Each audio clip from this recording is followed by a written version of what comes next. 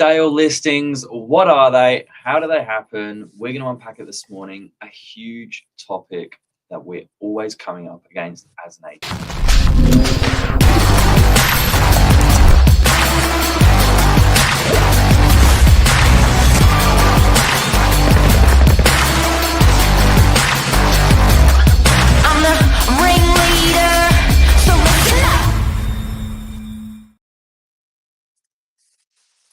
Yes, yes, yes. The stale listing, Billy. Week 1, it's all fresh and polished, full of promise. Week 2, still hopeful. Week 3, questions start creeping in. And by week 4, it's not a hot property anymore. It's a stale sandwich sitting in the window that no one wants to touch. Often that's the case, isn't it? Like I'm always saying in our office, like you've literally got 2 weeks. You've got 2 weeks. That's it. No one wants to say it out loud, Billy, but properties, they don't go stale by accident. They go stale because the market spoke and someone didn't listen. Someone didn't listen. We're seeing a lot of them at the moment. What sort of numbers have we got at the moment across the real estate portals? That's always our metric. What are we looking at? Yeah, it's just shy of 1,000 properties across the Northern Beaches at the moment. And that's up from, we're seeing 700, around the 700 range, towards the first quarter one of the year, start of the year. So, yeah, it's a big jump up. And I reckon, Billy, half of those properties that are sitting on those real estate portals have been on the market for more than 30 plus days. And that's starting to get into stale listing territory. Guys, did you hear that? 30 plus days. Yeah, by definition, it's days on market, that creates a benchmark in the area. And then it's the, buyer's perception as a listing starts to age. They recognize it sort of coming full circle. Okay, so I've got some cold hard facts here. The reality is if your property has been sitting on the market for 30 plus days, and listen, this is definitely area centric, all right? Because if you're regional Australia, no doubt the days on market, how long it's going to take to get your property sold is really going to stretch out. But in areas where we operate, such as the Northern Beaches, if a property's been sitting on the market for more than 30 days, are you ready? It's not a marketing issue. It's a price issue. And as a vendor, you may not want to hear that. And you have every option to say, I'm just going to wait. I'm going to wait. I'm going to wait.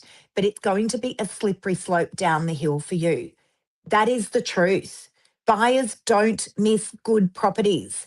If it's good value, it's gone and it's gone quickly. That's the truth. When you see those properties and they pop up onto social media or they pop up onto Domain or realestate.com, you're like, God, that came and went quickly. Yeah. At the moment in this market, if it's gone quickly, it's decent value. Yeah. Yeah. And I suppose the reason a listing can go stale, it's most commonly overpriced. It could be poor marketing, could be presentation, could be the timing, and it could be an agency sort of mismatch with strategy. But more often than not, price is the biggest. Correct. So more often than not, it comes back to the price.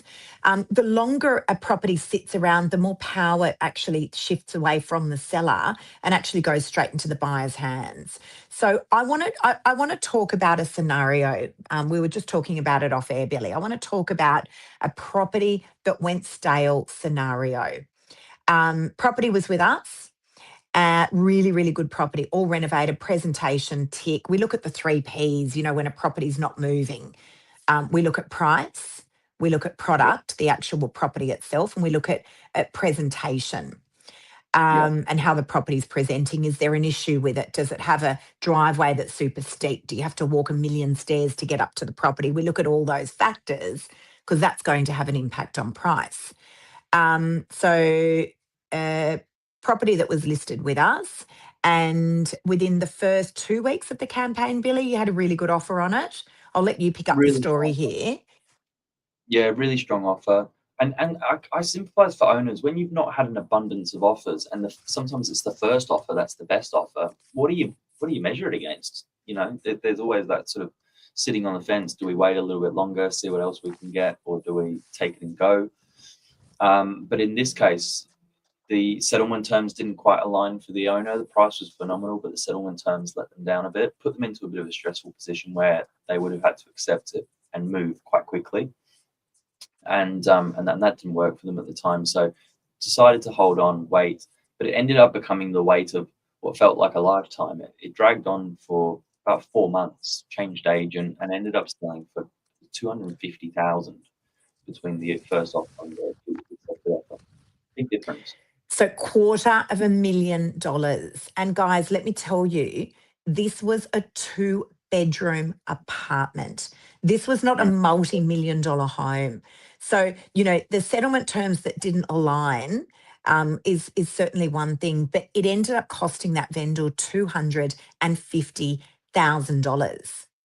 That's the truth. So you've got, really, you've got the first 2 weeks. That's your golden window. That's when you're going to get the competition. That's when you're going to get the urgency. And after that, I'm sorry to tell you, you're pretty much chasing the market down. Every new buyer that walks through your property, they're not excited anymore after that.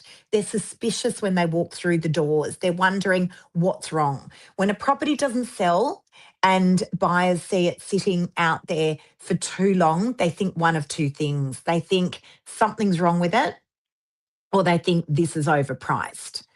I'm hearing it more often than not now, Billy, where buyers are asking, how long's this property been on the market for? They get the metric. They understand that if it's been on the market for more than 30 days, something must be wrong. So I want to give some ideas to you guys out there that are watching this, that are going, oh, this sounds like me. I spoke with a prospective client yesterday. Property's been on the market for a very long time, approximately 160 days. It's a stunning property. Yeah. And I asked that vendor, I said, I'd like to ask you, the listing's not with me. I said, I'd like to ask you, what are your thoughts on your marketing? She said, I never liked the photos. I said, okay, I believe there's problem number 1. I said, the listing agent, the one that you signed with, are they turning up to do the open homes? The vendor said, no, they're not. They're sending their assistant, and I don't believe that agent knows a huge amount about my property. There's red flag number 2. Never put a great buyer in front of a not so great agent. Problem. Then there's the price. I said, where are the offers coming in? She said, we haven't had any. I said, so you've been on the market for 160 days and you haven't had a single offer? She said, no. Problem. Price. Yeah. So there's a whole lot of factors here. Now, I feel like we do the cleanup after a listing's gone stale really well, Billy. Can we just have a quick chat about what that might look like? Just let's throw a lifeline out there to people.